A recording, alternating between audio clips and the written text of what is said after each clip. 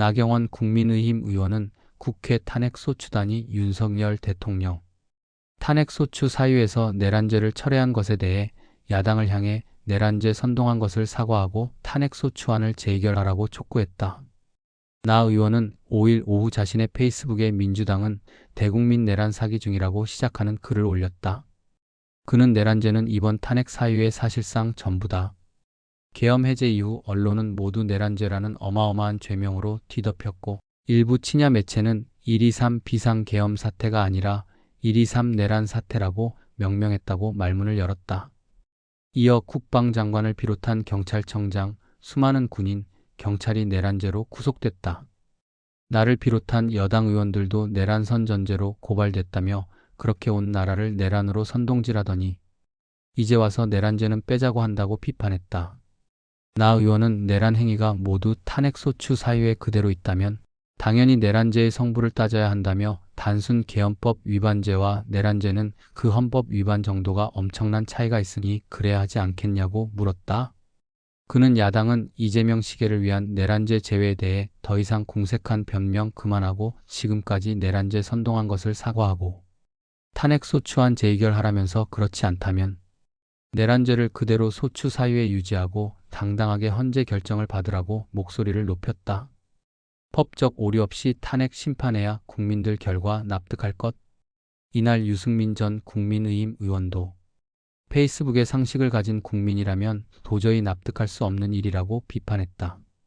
유 전 의원은 대통령을 탄핵하려는 사유의 본질은 내란죄였다. 계엄은 형식이었고 내란이 본질이라며 12월 14일 204명의 찬성으로 가까스로 국회를 통과한 탄핵소추안의 핵심도 내란이라고 강조했다.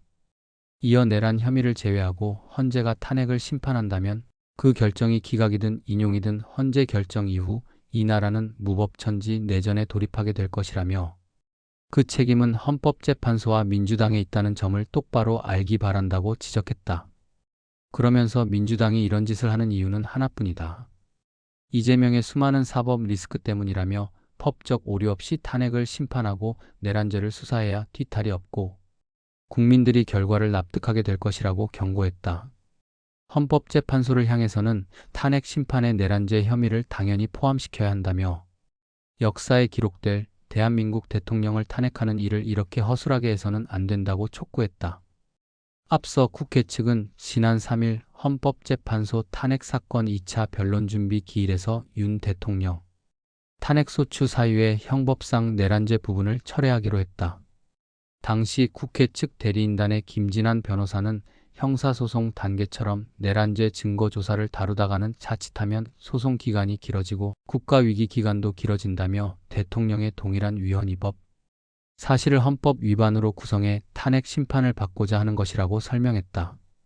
이에 윤 대통령을 대리하는 윤갑근 변호사는 헌법재판 공개법정에서 내란죄를 소추 사유에서 철회한 것은 탄핵소추 결의 자체가 무효임을 자인하는 것이라고 주장했다.